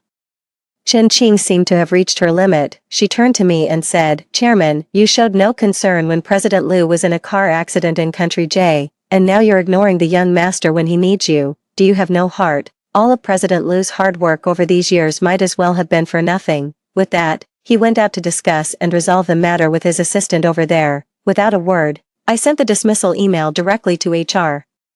Whether Lu Yan goes missing or dies, it doesn't affect me much, though it will likely impact Jiang Corporation's stock. I called attorney Zhang in to discuss how we should handle this situation publicly if Lu Yan were to go missing. Just as everyone was running themselves ragged over Lu Yan's disappearance, I came home to find him bustling around the kitchen in an apron. The dining table was set with all my favorite dishes. I froze for a moment, almost convinced I was seeing things. He didn't look well. His beautiful eyes were bloodshot, as if he hadn't had a decent night's sleep in ages. Seeing me, he stiffened, then spoke up with an awkward, unprompted effort. "You're back." I gave a soft hum in response, my gaze involuntarily drifting to the hospital gown he was wearing, wondering what he was up to. Noticing my glance at his gown, his dark eyes suddenly lit up, and he looked at me with a hint of anticipation as he said, "I was in a car accident in Japan." His gaze was far too strange. In all my life, I had never seen such a look in his eyes. It was an eager, aggrieved look tinged with a plea for attention, much like a puppy begging its owner for a pat. I frowned, feeling uneasy. I simply said oh, and without another word, took my seat at the dining table and stared at the dishes before me. Is there anything else you'd like to eat? I can make it for you. Lu Yan's tone when speaking to me was practically gentle compared to his previous aloofness. In the past, he only used this kind of tone with Gu Zhao. To everyone else, he was cold. I shook my head and couldn't help but sigh. This is the first time you've ever cooked for me. He fell silent for a moment, pressing his lips together, then said, from now on, just tell me what you want to eat, and I'll make it for you. Hearing those words come from Lu Yan's mouth, whether in my past life or this one, was utterly chilling to me. I have a strong suspicion that he knew I'd discovered his affair with Gu Chao. He wanted to strike first, to eliminate me quietly and take over my assets. I squeezed the phone in my hand. To avoid any further complications, I shook my head and said, no, Lu Yan, there is no us anymore, is there? I saw Lu Yan visibly stiffen. Then, as if he hadn't heard me, he said, I remember there's pineapple in the fridge. I'll go make you some sweet and sour pork with pineapple. With that, he turned to leave. I didn't see the point in him playing dumb like this, so I spoke without holding back. I won't eat it no matter how much you make. I find it disgusting. Lu Yan froze instantly, all the color draining from his handsome face. He looked at me, his voice hoarse as he said, Ollie, I'm not dirty. Lu Qian called me. He said you and Gu Zhao were holding each other, naked. I didn't. Ali, please listen to me. As Lu Yan spoke, he moved to grab my hand. I recoiled in disgust, stepping far away, and said coldly, don't touch me. Seeing the revulsion in my eyes, he was instantly at a loss. The silence was so profound you could have heard a pin drop. I sat while he stood. After a long, heavy silence, I finally spoke. Lu Yan, I want a divorce. Ollie, no, please, don't say that, I'm begging you. Lu Yan's voice was low and hoarse, tinged with a plea, even a hint of abject humility. Humility. I never imagined the word humble could ever be associated with Lu Yan. Even back in the orphanage, he carried himself with unyielding pride. I thought of the astronomical figures in the internal accounts, and of Lu Yan's talent. A genius like him naturally has every reason to be proud, and would never feel inferior, not to mention the utterly humiliating way he was acting in front of an enemy, someone he considered beneath contempt. His eyes reddened instantly, and he spoke in a choked voice, nearly sobbing, Ali, I'm the worst, hit me, curse at me. Do whatever you want, just please, don't divorce me, I'm begging you. His agony seems genuine, and I can't understand it. Marrying Gu Zhao was the very thing he dreamed of in his past life. Lu Yan, I know you've always loved Gu Zhao. Don't you want to marry her properly and spend the rest of your life with her? Remembering something, I spoke up again, regarding Gu Zhao. Our Jiang family owes you an apology. If we hadn't taken you in, you might never have been separated from her. And if I hadn't complained about it to my mother back then, you wouldn't have been apart for 7 years. Attorney Zhang advised me that at a critical moment like this, we shouldn't push them too hard. Those three are heartless. If we provoke them, they might hurt me and Cece. It's not worth the risk. Before we achieve our goal, we should press our advantage while he's feeling guilty. A few soft words won't hurt. With that thought, I added, besides, Ziyu and Qian don't care for me as their mother. They prefer Gu Chao. Even if we get divorced, it won't really affect them. I had weighed every single word carefully, choosing what I thought he wanted to hear. But I must have hit a nerve. Lu Yan's tears fell just like that, his dark eyes filled with profound agony and despair. He covered his face with his hands, repeating I'm sorry over and over again. His reaction was completely unexpected, and frankly, it doesn't make any sense. Did that car accident in Country J scramble his brains? Worried he might do something drastic, I spoke up. Lu Yan, you should remember the prenuptial agreement you signed. I'm giving you 3 days to think it over. If we divorce amicably, I'll give you 20 million. If we go to court, you'll get nothing. If you've made up your mind, then, before I could finish, Lu Yan's next words sent a chill straight to my core. He looked up, his eyes bloodshot as he stared at me and said, Ollie, I've come back too. Those seemingly casual words hit me like a ton of bricks, leaving me reeling. For a split second, the person before me merged with the hate-filled figures from my past life. Lu Yan transformed into a monstrous fiend right before my eyes. My breath caught in my throat, and my entire body began to tremble. I wanted to call Zhang LV, but my vision started to blur. and I could hear Lu Yan's frantic voice in my ears. Ailey, you're bleeding, Cece. When I came to again, I was in a VIP hospital room. Lu Yan was by my bedside. I didn't look at him, my hand instinctively moving to touch my stomach. Sensing my worry, Lu Yan said, Cece is fine. You haven't eaten since last night. Here, have some porridge first. As he spoke, he handed me a bowl of soft, well-cooked minced pork congee. I pressed my lips together and didn't take it. He let out a soft sigh and said, if you won't eat, Cece still needs to, doesn't she? Hearing him mention Cece, I instinctively frowned and said in a cold voice, Lu Yan, you have no right to speak of her. If only he had left me even 1% of the fortune in my past life, Cece wouldn't have had to suffer so much with me. I hate Lu Yan, and I hate myself. I hate my own stupidity, for not being able to protect the family fortune. For being preyed upon and driven out of my own home. Lu Yan seemed to have all his strength suddenly drained away, his fingers trembled, nearly causing him to drop the bowl, and he rasped, I'm sorry. The most useless thing in the world is the phrase I'm sorry. I showed no reaction, so he continued, in my past life, after I died, I stayed by your side the whole time. Before he could finish, I let out a cold laugh. Heaven has been quite generous to you. Not only did it grant your dying wish, but it also let you witness it all firsthand. Lu Yan, watching me get betrayed and abandoned by my own flesh and blood, trampled under Gu Zhao's heel, cyberbullied into severe depression, becoming public enemy number one, seeing Cece get bullied and ostracized, witnessing us being dragged bit by bit into hell. You must be feeling pretty smug, huh? Lu Yan's face was as pale as a sheet, utterly consumed by guilt, self-blame, and regret. He uttered in despair, Ailey, I didn't listen to another word he said. Grabbing my phone, I got up from the bed. Lu Yan reached out cautiously to steady me,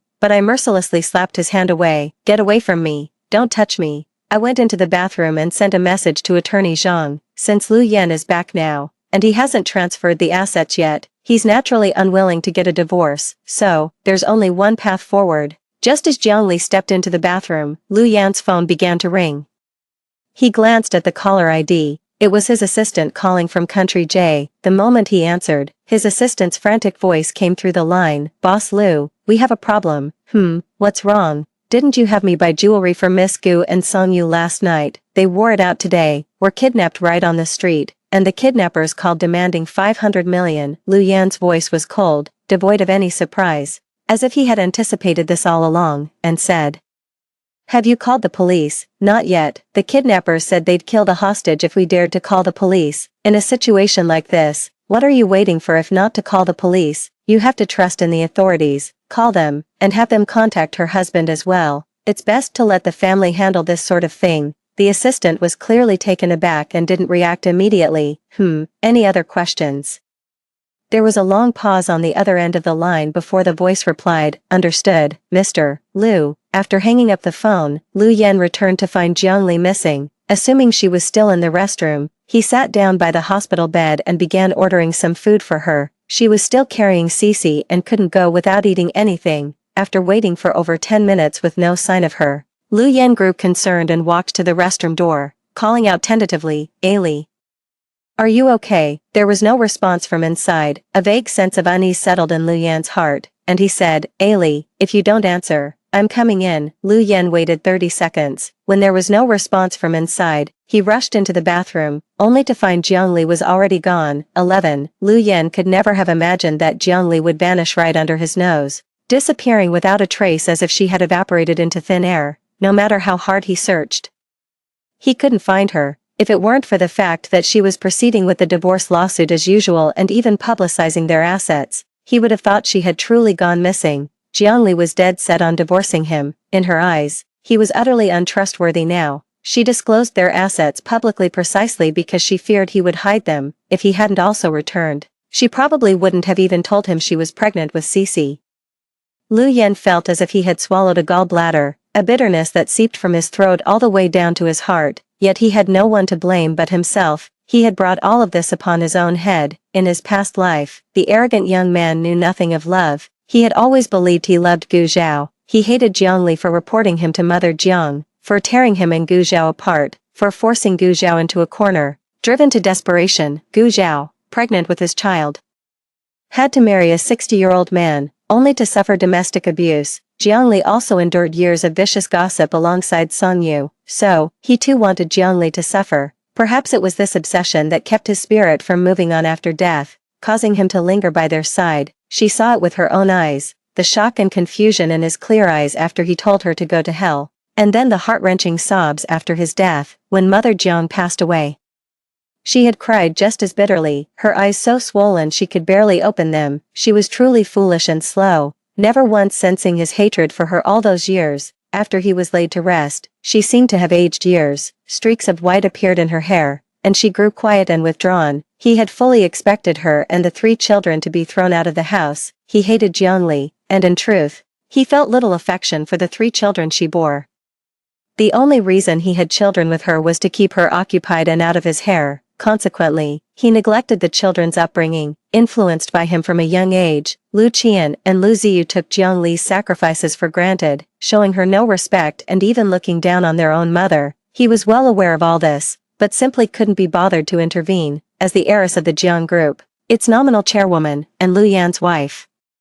People might mock her as a fool behind her back, but in her presence, everyone treated her with utmost deference. The slights she endured were nothing compared to a tenth of what Gu Zhao suffered. Since her birth, Cici has always been more attached to Jiangli. His resentment extended to her, and he's always seen Cici as an ungrateful child, nowhere near as sweet and obedient as Song Yu, making him dislike her more and more. Perhaps Cici sensed his dislike for her and kept her distance in return. In truth, he left 2 wills. One bequeathed all his assets to his and Gu Chao's daughter, Song Yu. The other stipulated that if the 3 children rejected Jiangli and wished to return, they would receive 20% of the Jiang family's shares. He hated Jiangli and wanted to see her utterly abandoned, to watch her being dragged into hell, utterly alone and step by step. Yet, when he saw her driven from her home, losing lawsuit after lawsuit, and unable to survive in the capital, he did not feel the satisfaction he had imagined. Even when she lost the lawsuit and was crying alone in a corner, he would feel a tightness in his chest, struggling to breathe. Jiangli grew up in a life of luxury and never cared much for material things. Her tears weren't for the lost property, but for failing to protect what her mother had left her. It was him taking advantage of her naivety and the fact that with her mother gone, she had no one to stand up for her. After Gu Zhao claimed Song Yu was his child, he began moving assets. He thought that since Song Yu and Gu Chao had suffered so much, this property could serve as compensation for the mother and daughter. But later, everything he had done came back to haunt him, striking him like a boomerang. Song Yu wasn't his child at all. That night he thought he was drunk and had lain in bed with Gu Chao. Nothing had actually happened. The Gu Chao he believed to be kind and innocent had, in her quest for social climbing, hooked up with a 60-year-old married man. To secure her position, she slept with a few random men to get pregnant, leveraging the child to displace the original wife and become a wealthy mistress. Later, when the tycoon discovered the child wasn't his, he began to abuse her, with nowhere else to turn. Gu Chao then came looking for him. He had blind faith in Gu Zhao. No matter what she said, he believed it without question. Whenever a conflict arose between Gu Zhao and Jiangli, he would side with Gu Zhao without a moment's hesitation. Lu Yan couldn't bear to imagine how much injustice Jiangli had endured all those years. She simply didn't speak up, or perhaps she knew that even if she told him, he wouldn't stand up for her or take her side. He was a failure as a husband, a failure as a father, and a failure as a man. Mother Jiang adopted him and gave him the finest education, yet after her death, he bullied the daughter she cherished most. He is a complete and utter failure. Countless times, he has regretted why he was so cruel and heartless to her back then. If only he had shown his wife a shred of mercy and left her with some security, she and Cici wouldn't have suffered so much. Lu Yan's thoughts were in disarray, and his heart began to ache with sharp, stabbing pains once more. Gu Zhao was right. Actually, he had fallen for Jiangli long ago. That's why, from the time they left the orphanage until they met again, Gu Zhao had been imitating Jiangli's every move, and he, in turn, had fallen for Gu Zhao as intended. Because he knew the real Gu Zhao wasn't foolish, he was just subconsciously resisting the fact that he had fallen in love with a simpleton. If only he had realized his true feelings sooner, perhaps everything would have been different. He had thought that his return was a second chance from fate, a chance to make amends, but it seems everything was already too late. Lu Yan looked around the desolate villa and realized, with a start, how empty the house had become. There used to be photoshopped pictures of the 4 of them as a family placed all over the house. Back then, he had scoffed at them, Now that they were gone, a sudden, hollow ache settled in his chest. The matching slippers, the his and hers mugs. Anything that was connected to him, she had replaced it all. Lu Yan got to his feet and staggered upstairs into the master bedroom. The giant, photoshopped wedding portrait that had hung above the headboard was gone, too. Every trace of their shared life was erased by her. As abruptly as the love she had withdrawn, Lu Yan reached out and opened the cabinet. He remembered the good luck bracelet she had woven for him with her own hands was inside. He had never worn it, just left it tossed in there. But now, the bracelet was gone. In its place were 3 condoms, scented with jasmine, Jiang Li's most detested fragrance, and Gu Zhao loved jasmine the most. He didn't buy these, and Ollie certainly wouldn't have either. Contraceptives were something they never let Mrs. Wu handle. As for the rest, the only person who could have bought them and left them here was Gu Zhao. Lu Yan's face turned deathly pale, as if a hand were tightening around his throat, and his breathing began to grow labored. 12. After leaving the capital, I arrived in Yunqing. This is where my grandmother grew up. It's a beautiful place with a slow pace of life, perfect for recuperation. I'm staying here for my pregnancy, and in my spare time, I visit my grandparents' graves. Attorney Zhang often calls me to update me on this situation in the capital and regarding the Jiang family. Lu Yan went to see her many times, trying to find out where I was. I heard that Lu Yan hasn't been doing well. He ended up in the emergency room several times from drinking. When I heard about it, I said, his first love just had an accident abroad. Of course he's taking it hard. In country J, Gu Chao was sexually assaulted and then murdered, along with Song Yu. The kidnappers dismembered their bodies and dumped the remains into a septic tank. This news story even made it to the trending topics. After hearing what I said, Attorney Zhang fell silent for a long moment before changing the subject.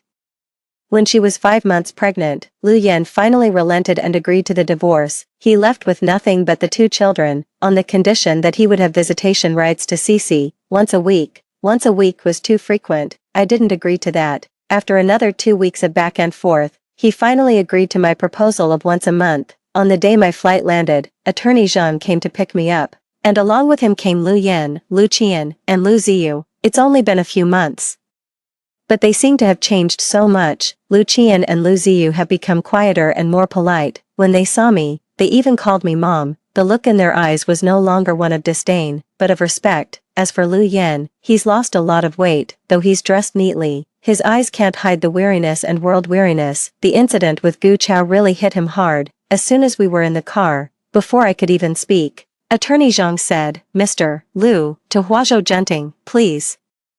Huazhou Junting was in the North District. Lu Yan changed direction and headed north. The car remained quiet for the entire journey, save for Lu Yan's unnecessary pleasantries, like how the baby is doing, if there's any morning sickness.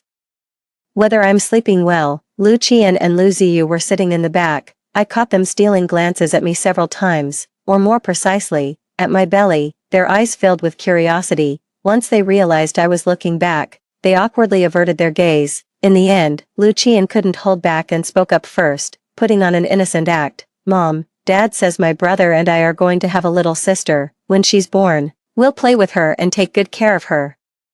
We won't let anyone bully her, we promise. Oh, what's her name going to be? Take good care of her. In my past life, the ones who bullied Cici the most were the 2 of them. I pressed my lips together and cut him off. After your father and I get divorced, I'll take good care of her. You're both still young, so just focus on looking after yourselves. Mom, are you and Dad getting a divorce? Lu Qian's voice was filled with unmistakable shock, as if he had just learned the news.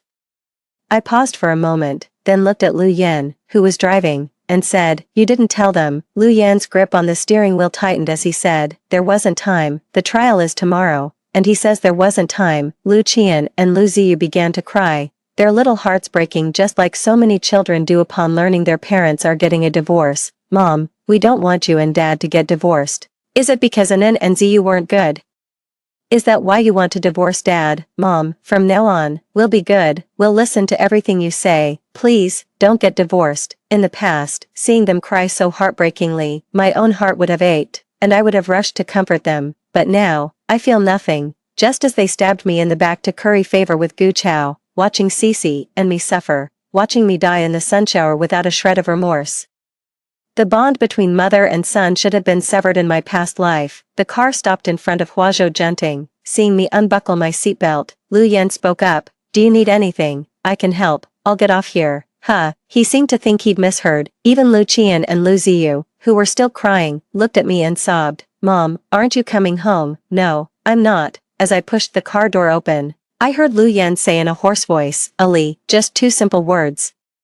Yet they seemed to hold 1,000 unspoken ones. I paused for a moment, but didn't turn back. On the day of the trial, the judge asked me, Ms. Jiang, are you certain you wish to relinquish both custody and visitation rights for your 2 children? I looked at the 2 pairs of eyes in the gallery, filled with obvious anxiety and yet a glimmer of hope, and nodded without a moment's hesitation. I am certain. As the court session concluded, Lu Qian and Lu Ziyu immediately stood up and rushed towards me. In his haste, Lu Ziyu took a hard fall, tumbling to the floor, and pleaded, Mom, please don't leave us, don't abandon me and my brother. Lu Qian looked at me with the same pleading eyes. I merely glanced at them before indifferently looking away. After gathering my documents, I had just stood up when Lu Yan grabbed my hand. His heart softened as he said, They're still so young, are you really going to abandon them? I didn't want to hear what he had to say. I just looked at him and said, Lu Yan, surely you haven't forgotten how they treated me in our past life. Lu Yan's face trembled, his grip on my hand gradually loosened. After a long pause, he finally spoke in a low, hoarse voice, I'm sorry, I failed to raise them right. I said nothing more. Without another moment's hesitation, I turned and walked away. Mom, please don't leave us. Behind me, the children's heart-wrenching cries tore through the air. I clenched my fist, suppressing my maternal instincts, and walked straight out of the courthouse doors. 13. After the divorce, my life finally began to get back on track. Attorney Zhang's law firm was still in its funding stage. I invested a significant sum, becoming her partner. We then purchased an office building in the best part of downtown Beijing and established the firm's second branch, while on maternity leave. I enrolled in an online program taught by world-class business PhDs and hired a professional manager to take over Lu Yan's position. Very few people could match Lu Yan's natural talent. In less than 3 months since his departure, the Jiang Group's performance has plummeted, and even their product updates have started to receive significant criticism in the market. For a legacy company like Jiang's, reputation is everything. I was so stressed I felt like my hair was falling out.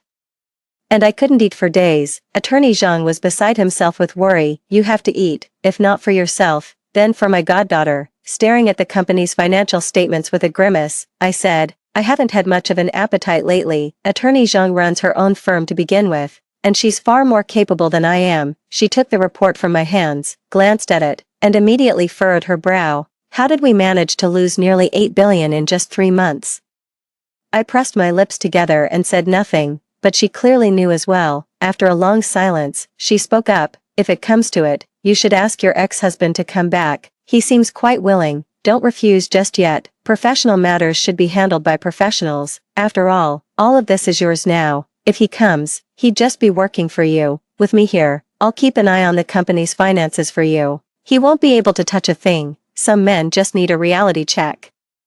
He's a classic case of not knowing what he's got until it's gone. Anyway, he's still hung up on you. He's talented, and he's capable. Forget all the drama and heartache. Money is what really matters. Just bring him in, learn everything you can from him, and once you've got the hang of it, show him the door. Honestly, those so-called business PhDs can't hold a candle to him. No one ever complains about having too much money.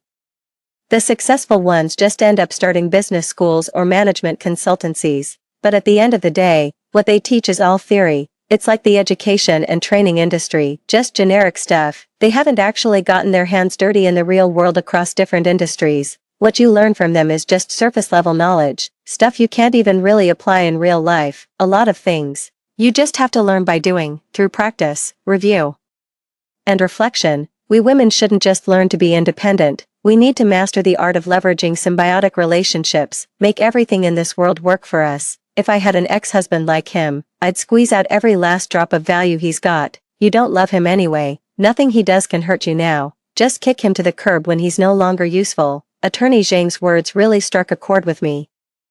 After 2 days of hesitation, I still called Lu Yan. I didn't beat around the bush. I just came right out and said what I was thinking. There was no response for a long while, but Lu Yan was no fool. Having been reborn, with his capabilities, he certainly wouldn't fare worse than he did at Jiang Corp. If you're not willing, no, I am willing, Ollie, I am, I'll go back tomorrow. Hearing the slightly agitated tone in Lu Yan's voice through the receiver, I furrowed my brow and said, "You should address me as Chairman Jiang." "Yes, Chairman Jiang. I'm 8 months pregnant now, so I handle everything, both my studies and company matters, remotely." On his first day back at the company, Lu Yan established a dedicated short-form video division to develop that business line. We both knew how big short-form video was going to be. I just didn't expect him to make his move now. I thought he was going solo. In my mind, we were supposed to be locked in a fight to the finish.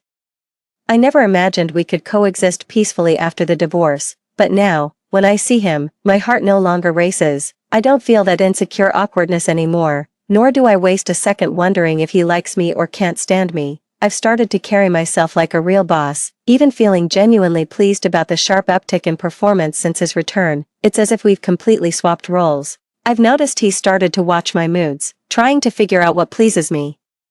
He'd even drive halfway around the capital just to buy my favorite pastries, spend a fortune on albums I loved, or arrange for my favorite stage actor to visit. The day I gave birth to Cece, I needed a C-section due to the baby's position. He was upset for weeks because he couldn't sign my surgery consent form. Even Lu Qian and Lu Ziyu learned to surprise me with creative gifts. These were all things I once longed for, but now, watching them do these things, I feel nothing inside.